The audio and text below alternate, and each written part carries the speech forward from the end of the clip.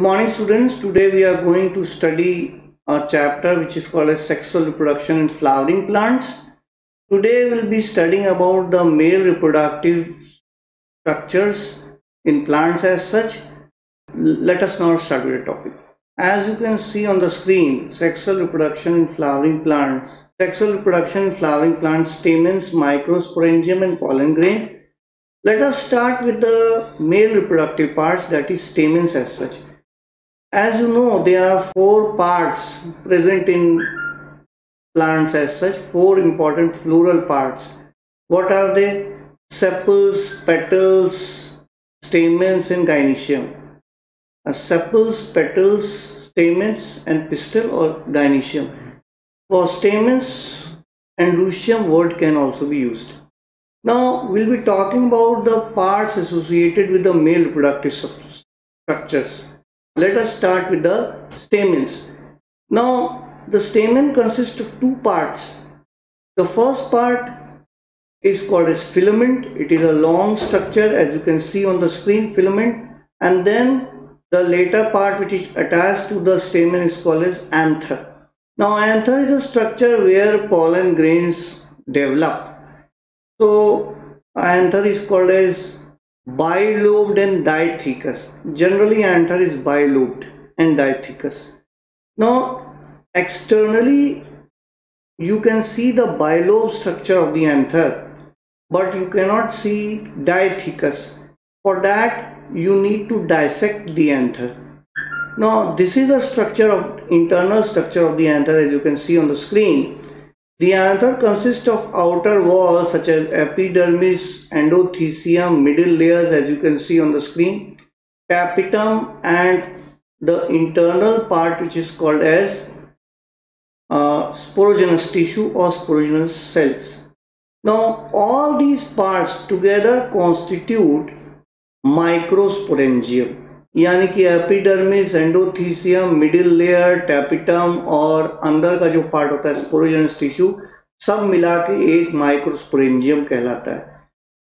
Anther is tetragonal. It has four sides. That means it has four microsporangium also. जैसा कि आप figure में देख रहे हैं, देखिए चार तरफ आपको माइक्रोस्पोरेंजियम दिख रहा होगा. Now let us talk about the functions of these things. Epidermis का फंक्शन होता है प्रोटेक्शन, जो आउटर मोस्ट पार्ट होता है एंथर का. इसके साथ ही जो एंडोथीसियम है उसका भी फंक्शन प्रोटेक्शन है. मिडिल लेयर्स का भी फंक्शन प्रोटेक्शन है. They protect the inner lying parts present in the microsporangium.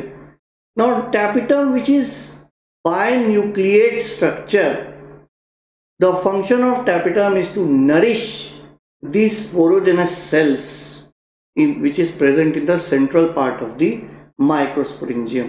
Now the sporogenous cells are very important because they are responsible for the production of pollen grains. Now let us see, there is a particular definition which is given in your NCERT book, that is called as microsporogenesis. Now what is microsporogenesis? We are going to see. Microsporogenesis is a process in which PMC or the pollen mother cell. Remember, pollen mother cell are cells which are present in sporogenous tissue. These are part of sporogenous cells. PMC, pollen mother cell, they are diploid. They undergo meiosis first and meiosis second to form four haploid microspores, as you can see on the screen. याद रखिएगा, चार haploid microspores बनते हैं एक PMC से. And the whole process in which reduction division occurs is called as microsporogenesis. तो अगर simple way में बताना हो तो आप ये कहेंगे, microsporogenesis is a process in which the PMC it undergoes reduction division to form four haploid microspores. Now each of these microspores will further develop into pollen grain. Now the process in which this develop is called as microgametogenesis, though it has not been given in your book, but diagrammatically it has been shown.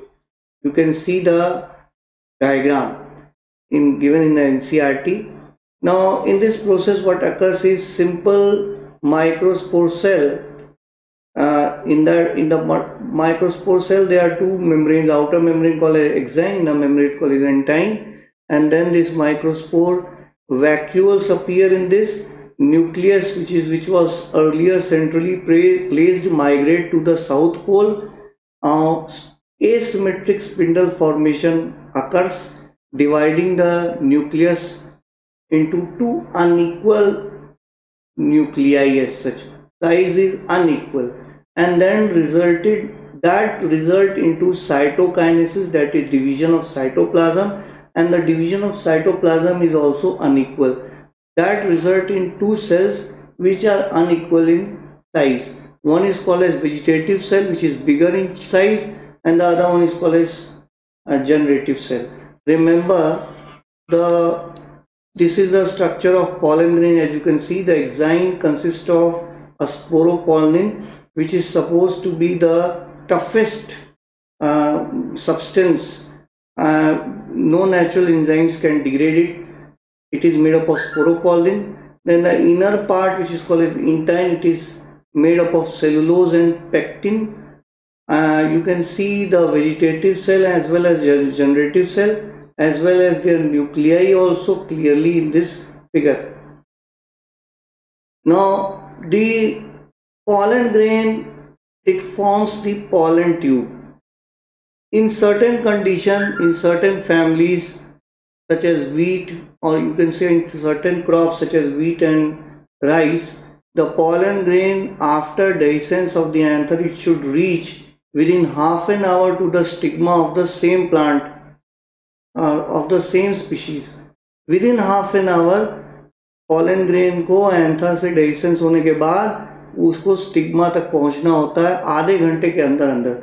If it is not able to reach within half an hour, it becomes unviable.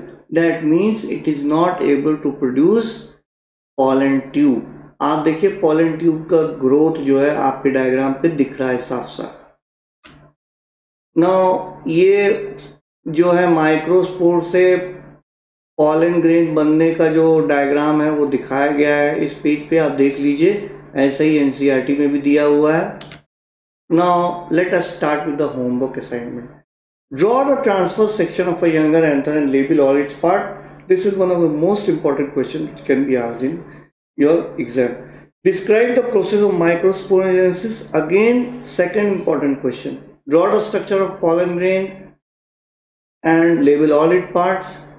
It is again one of the most important questions. Thank you. Have a nice day.